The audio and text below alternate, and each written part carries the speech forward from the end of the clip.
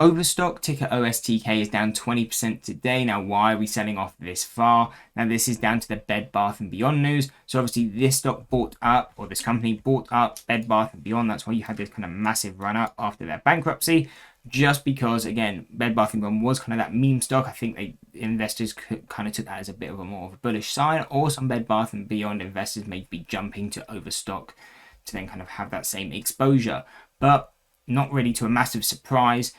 The retail units, before they bought it up, were struggling to be profitable or actually losing money. Now they've got it as an online-only business and they're still losing money. So not really a massive surprise there, but we are selling off of this news. So what are going to be key levels that we're paying attention to because of this?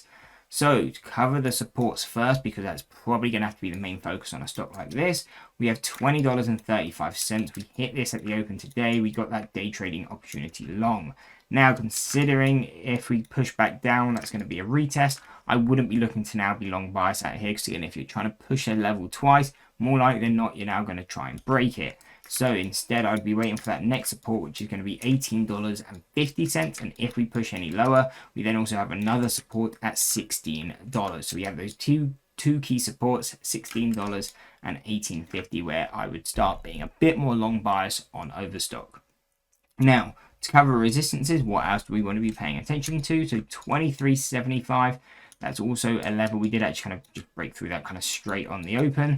Again, we could be paying somewhat attention to this, but that I would use more as a target. So if we're getting along at 18.50 or below, that would be a relatively good target, but I don't think it would be a level where I look to short as we come into it, just because I don't really like shorting stocks when they're kind of already massively down, because then I think your downside's kind of, or your upside on the trade is kind of limited, while the downside is still massively there.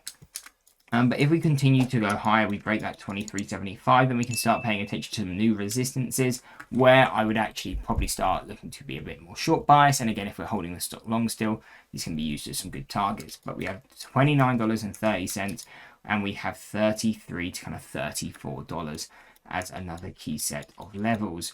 So again, that's going to be the key focus on a stock like Overstock. Again, to cover the supports, kind of long bias at $18.50 to around $16. We would start looking to take main profits, kind of coming into kind of where we are now. But if we can break higher, 23.75, and then if we broke any higher, 29.30 and above, so also including the $33, $34 levels, that's where I would start looking to kind of open a new short position and look to now start trading that downside opportunity.